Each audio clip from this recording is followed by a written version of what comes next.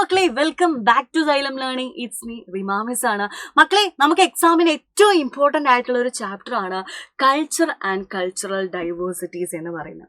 അപ്പോൾ ഓൾറെഡി നമ്മൾ അതിൻ്റെ പബ്ലിക് ലൈവ് ഒക്കെ കഴിഞ്ഞിട്ടുണ്ട്. അതിൽ കുറച്ച് ഇമ്പോർട്ടൻ്റ് ആയിട്ടുള്ള ക്വസ്റ്റ്യൻസ് നമുക്കൊന്ന് ഡിസ്കസ് ചെയ്ത് നോക്കിയാലോ.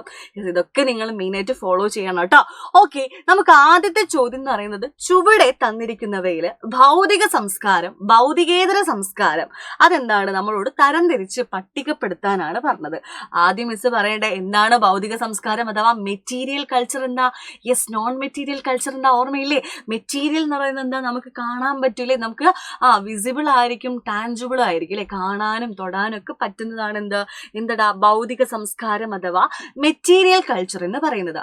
നോൺ മെറ്റീരിയലോ, നമുക്ക് കാണാൻ പറ്റത്തില്ല അല്ലെ, തൊടാനും പറ്റത്തില്ല, അതാണ് നോൺ മെറ്റീരിയൽ കൾച്ചർ എന്ന് പറയുന്നത്. അപ്പോ ചുവടെ നൽകിയിരിക്കുന്നവയെ ഭൗതിക സംസ്കാരം, ഭൗതികേതര സംസ്കാരം എന്നിങ്ങനെ പട്ടികപ്പെടുത്തുക. അത് ഇംഗ്ലീഷിലും കൊടുത്തിട്ടുണ്ട്. Classify and list the following material culture and non material കൾച്ചറും മെറ്റീരിയൽ കൾച്ചറും നമ്മൾ എന്താണ് ലിസ്റ്റ് ഔട്ട് ചെയ്യാനാണ് പറഞ്ഞത്. താഴെ തന്നിരിക്കുന്നവയിൽ ഇവിടെ കുറച്ച് ഡീറ്റെയിൽസ് തന്നിട്ടുണ്ട്. നോക്കിക്കേ, എന്തൊക്കെയാ തന്നത് നോക്കിക്കോ. മലയാളം അല്ലെ, Malayalam shirt, book, religious beliefs, utensils, house, bag, love, watch, phone, spade, respect, knowledge. ഇതിൽ നമ്മളോട് പറഞ്ഞിട്ടുള്ളത് എന്താണ്? ഭൗതിക സംസ്കാരം ഏതാണ്, ഭൗതികേതര സംസ്കാരം ഏതാണെന്നാണ് ചോദിച്ചത്. യെസ്, നമുക്ക് നോക്കിയാലോ. ഇതിൽ നമുക്കറിയാം മലയാളം നമുക്ക് എന്താണ് കാണാൻ പറ്റൂല മലയാളം അല്ലെ. മിസ് ഇവിടെ മാർക്ക് ചെയ്യാം കേട്ടോ. മലയാളം നമുക്ക് എന്താണ് കാണാൻ പറ്റത്തില്ല.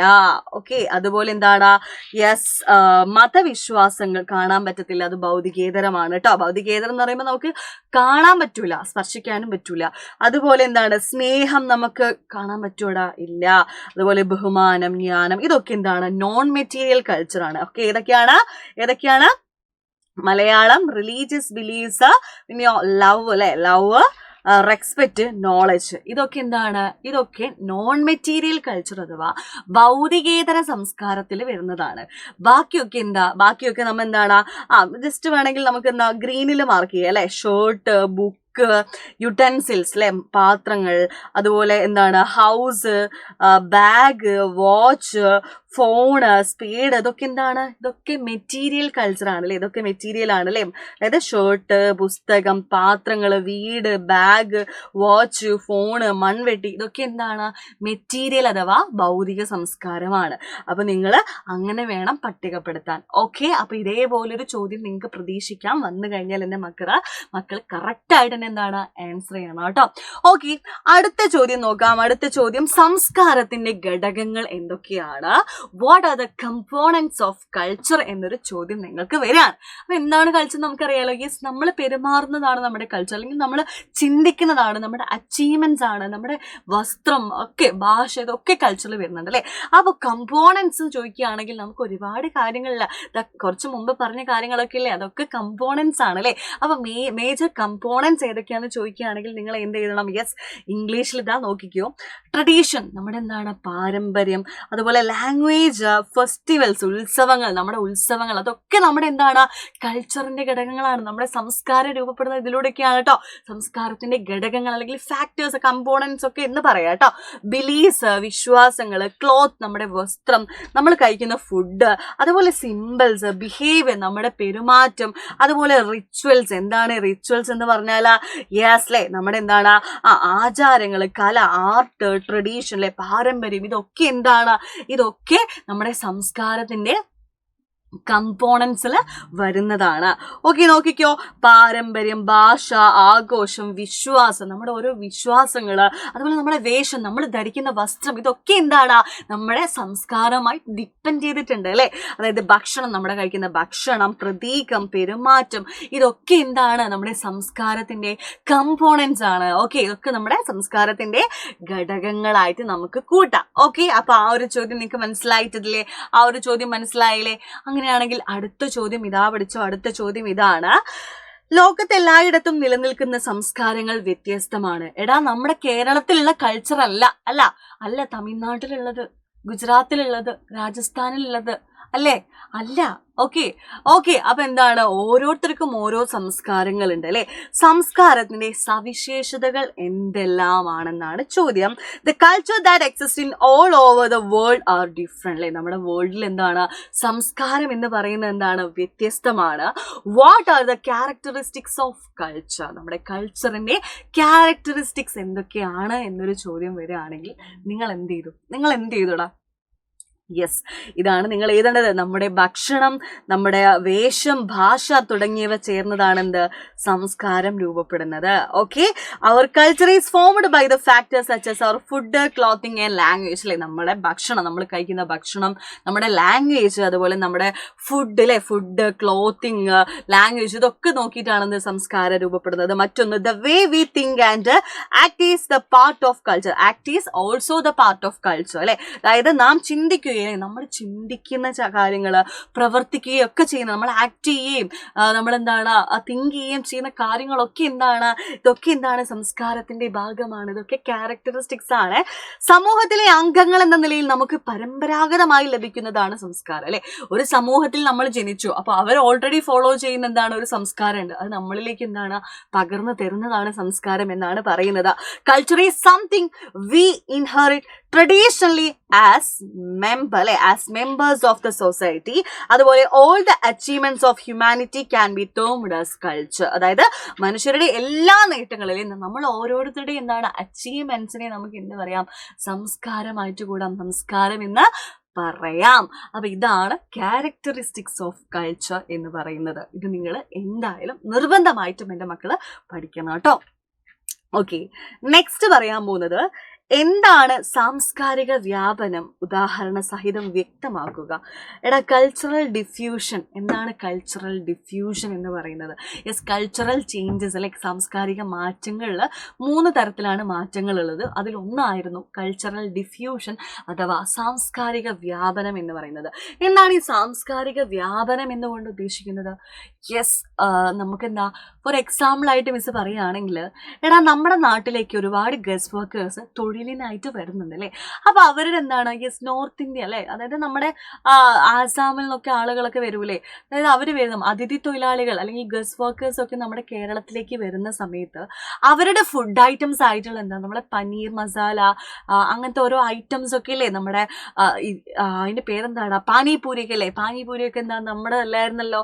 അവരിങ്ങോട്ട് വന്ന സമയത്ത്, അതായത് നമ്മുടെ എന്താണ്, വേറെ അന്യ സംസ്ഥാനങ്ങളിൽ ഇരുന്ന ആളുകൾ നമ്മുടെ കേരളത്തിലേക്ക് ജോലിക്കൊക്കെ ആയിട്ട് വന്ന സമയത്ത് അവർ ഇൻട്രൊഡ്യൂസ് ചെയ്തതാണ് ഈ പറയുന്ന ഫുഡ് ഐറ്റംസ് ഒക്കെ. അപ്പൊ എന്താണ്, യെസ്, നമ്മുടെ സംസ്കാരത്തിന്റെ കൂടെ അവരുടെ കുറച്ച് എന്താണ്, അവരുടെ തനത് യുണീക്ക് ആയിട്ടുള്ള ക്യാരക്ടറിസ്റ്റിക്സ് നമ്മുടെ ഭക്ഷണത്തിലേക്ക് കൂടി നമ്മുടെ കൂടി ഭാഗമായിട്ട് മാറിയില്ലേ. അതാണ് എന്ത്, കൾച്ചറൽ ഡിഫ്യൂഷൻ അഥവാ സാംസ്കാരിക വ്യാപനം. ഒന്ന് നോക്കണം, നമ്മുടെ എന്താണ് പാനിപൂരിയൊക്കെ അല്ലേ നമുക്ക് ഇഷ്ടപ്പെട്ട ഭക്ഷണമായില്ലേ. സോ എന്താ, നമ്മുടെ ഭക്ഷണ രീതിയിലേക്ക് മറ്റൊരു സംസ്കാരത്തിന്റെ എന്താണ് തനത് സവിശേഷതയായ ഭക്ഷണ രീതി നമ്മളിലൊക്കെ എന്താണ് കൂടി ചെയ്തല്ലേ. അതാണ് എന്ത്, കൾച്ചറൽ ഡിഫ്യൂഷൻ എന്ന് പറയുന്നത്. ഡീറ്റെയിൽ ആയിട്ട് മിസ് ഇതാ പറഞ്ഞു തരാൻ നോക്കിക്കോ. ഒരു സംസ്കാരത്തിന്റെ തനത് സവിശേഷതകൾ, യുണീക് ക്യാരക്ടറിസ്റ്റിക്സ് എന്താണ് മറ്റൊരു സംസ്കാരത്തിലേക്ക് കയറില്ലേ അല്ലെ. അതായത് എന്താണ്, യെസ്, അതാ cultural diffusion refers to the spread of unique aspects അല്ലെ, അല്ലെങ്കിൽ എന്താണ് എന്ന് പറയാം അല്ലെ. അല്ലെങ്കിൽ മറ്റൊന്നെന്താണ്, ക്യാരക്ടറിസ്റ്റിക്സ് അല്ലെ, മറ്റൊന്നിന്റെ എന്താണ് സവിശേഷതകൾ നമ്മളിലേക്ക് വരിക എന്നൊക്കെ പറയില്ലേ. അതായത് മറ്റൊരു സംസ്കാരത്തിലേക്ക് എന്താണ് കലരുക അല്ലെ. നമ്മുടെ സംസ്കാരത്തിന്റെ കൂടെ വേറൊരു സംസ്കാരത്തിന്റെ എന്താണ് ആസ്പെക്ട്സ് അല്ലെ, യുണീക്ക് ആയിട്ടുള്ള തനതായിട്ടുള്ള എന്താണ് ആസ്പെക്ട്സുകൾ എന്താണ് കലരുന്നതിനെയാണ് കൾച്ചറൽ ഡിഫ്യൂഷൻ എന്ന് പറയുക. ഫോർ എക്സാമ്പിൾ, കേരളത്തിൽ അതിഥി തൊഴിലാളികളുടെ എണ്ണം കൂടുകയാണ്. അപ്പൊ വർദ്ധിച്ചപ്പോൾ എന്താണ്, അവരുടെ ഭക്ഷണങ്ങൾ എന്താണ് ഇവിടെയും സുലഭമായി ലഭിക്കാൻ തുടങ്ങി അല്ലെ.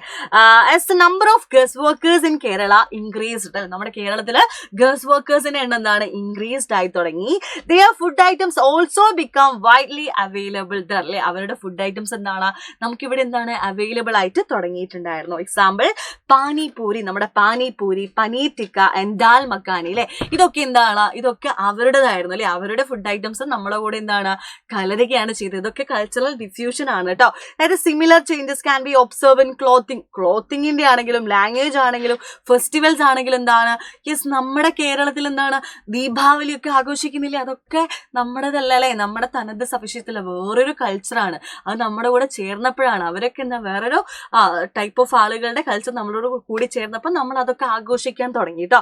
അതായത് ഇത്തരത്തിൽ വിവിധ സംസ്കാരങ്ങൾ നമ്മൾ സൗഹൃദപൂർവ്വം, അതെ നമുക്ക് ഇഷ്ടത്തോടെ അല്ലെ സൗഹൃദപൂർവ്വം അഥവാ ഫ്രണ്ട്ലി മാനറിൽ എന്താണ് നമ്മൾ എന്താണ് ഫ്രണ്ട്ലി മാനറിൽ ഇടപഴകുമ്പോഴാണ് സാംസ്കാരിക വ്യാപനം ഉണ്ടാകുന്നത്. ഒരിക്കലും നമ്മൾ അടിച്ചേൽപ്പിക്കല്ല, ഈ സംസ്കാരം നിങ്ങൾ പഠിച്ചേ പറ്റത്തുള്ളൂ, ഇത് ഞങ്ങൾ ഇവിടെ നിന്നേ പറ്റത്തുള്ളൂ, അടിച്ചേൽപ്പിക്കുന്നല്ല. ഒരു ഫ്രണ്ട്ലി മാനർ അല്ലെ, അതായത് ഒരു സൗഹൃദപൂർവ്വം നമ്മൾ എന്താണ് ഇടപഴകുമ്പോഴാണ് കൾച്ചറൽ ഡിഫ്യൂഷൻ അഥവാ സാംസ്കാരിക വ്യാപനം ഉണ്ടാകുന്നത്. മനസ്സിലായില്ലേ?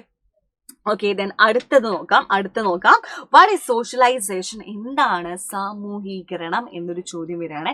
എന്താണ് ഈ സാമൂഹീകരണം എന്നൊരു ചോദ്യം വരികയാണെങ്കിൽ ഇന്ന് നമ്മൾ ജീവിക്കുന്ന സമൂഹത്തിൽ നാം എങ്ങനെ ഇന്ററാക്ട് ചെയ്യണം, ബിഹേവ് ചെയ്യണം, അല്ലെങ്കിൽ ഇടപെടണം എന്നൊക്കെ പഠിച്ചെടുക്കുന്ന പ്രക്രിയയാണ് എന്താണ് സാമൂഹീകരണം എന്ന് പറയുന്നത്. ഇത് ജനനം മുതൽ ആരംഭിച്ച് ജീവിതകാലം മുഴുവൻ എന്താണ് തുടരുന്ന ഒരു പ്രക്രിയയാണ് കേട്ടോ. ഓക്കെ, അതായത് എന്താണ് socialization is the learning process. അതൊരു പഠന പ്രക്രിയയാണ്. Through which we learn how to behave, അല്ലെ നമ്മൾ എങ്ങനെ സമൂഹത്തിലേക്ക് ബിഹേവ് ചെയ്യണം, അതുപോലെ ഇന്ററാക്ട് ഇടപഴകണം within the society we live in, അല്ലെ നമ്മൾ ജീവിക്കുന്ന സമൂഹത്തിൽ നമ്മൾ എങ്ങനെ ഇന്ററാക്ട് ചെയ്യണം, ബിഹേവ് ചെയ്യണം എന്നൊക്കെ പഠിപ്പിക്കുന്ന ഒരു ലേണിംഗ് പ്രോസസ് ആണ്, പഠന പ്രക്രിയയാണ് എന്ത് സോഷ്യലൈസേഷൻ എന്ന് പറയുന്നത്. അതായത് നമ്മൾ ജനിക്കുമ്പോൾ തൊട്ട് മരിക്കുന്നവരെ നമ്മൾ ഇങ്ങനെ പഠിച്ചുകൊണ്ടിരിക്കുകയാണ്, എങ്ങനെയൊക്കെ പെരുമാറണം, എങ്ങനെയൊക്കെ നിൽക്കണം, ആളുകളുടെ അടുത്ത് എങ്ങനെ ഇന്ററാക്ട് ചെയ്യണം, സമൂഹത്തിന് വേണ്ടി എന്തൊക്കെ ചെയ്യണം, ഇതൊക്കെ നമ്മൾ എങ്ങനെ പഠിക്കുന്നത് സോഷ്യലൈസേഷനിലൂടെ ഇങ്ങനെ തുടർന്ന് ഇങ്ങനെ ഇപ്പോഴും ഞാനൊക്കെ പഠിച്ചുകൊണ്ടിരിക്കുകയാണെന്ന് നമുക്ക് പറയാൻ പറ്റും. ഓക്കെ, ഫാമിലിയിൽ നിന്നും നമുക്ക് കുടുംബത്തിൽ നിന്നാവാം, അല്ലെങ്കിൽ എഡ്യൂക്കേഷൻ, അല്ലെങ്കിൽ നമ്മുടെ പിയേഴ്സ്, സമപ്രായക്കാർ, media and so on the factors that help to socialization process. നമ്മുടെ സോഷ്യലൈസേഷനെ സാമൂഹീകരണ പ്രക്രിയയെ സഹായിക്കുന്ന ഘടകങ്ങൾ ഏതൊക്കെയാ അറിയോ? കുടുംബം, വിദ്യാഭ്യാസം, കൂട്ടുകാര്, മാധ്യമങ്ങൾ, ഇതിലൂടെയൊക്കെ എന്താണ് നമ്മള് സോഷ്യലൈസേഷൻ പഠിച്ചുകൊണ്ടിരിക്കുകയാണ്. അപ്പൊ ഇതാണ് മെയിൻ ആയിട്ട് നമുക്ക് കുറച്ച് ക്വസ്റ്റ്യൻസ് നിങ്ങൾക്ക് പഠിക്കാനുള്ളത്. കുറച്ച് മെയിൻ ആയിട്ട് നിങ്ങൾ ഇത് നോക്കി വെക്കുക. നമുക്ക് ഇനിയും ക്വസ്റ്റ്യൻസ് നമുക്ക് ഡിസ്കസ് ചെയ്യാം അടുത്ത കോണ്ടന്റിൽ. മിസ് അതൊക്കെ നിങ്ങൾക്ക് ഡീറ്റെയിൽ ആയിട്ട് പറഞ്ഞുതരാം കേട്ടോ. അപ്പൊ ഇതേപോലത്തെ വീഡിയോസ് ആയിട്ട് മിസ് ഇനിയും വരും. Bye guys.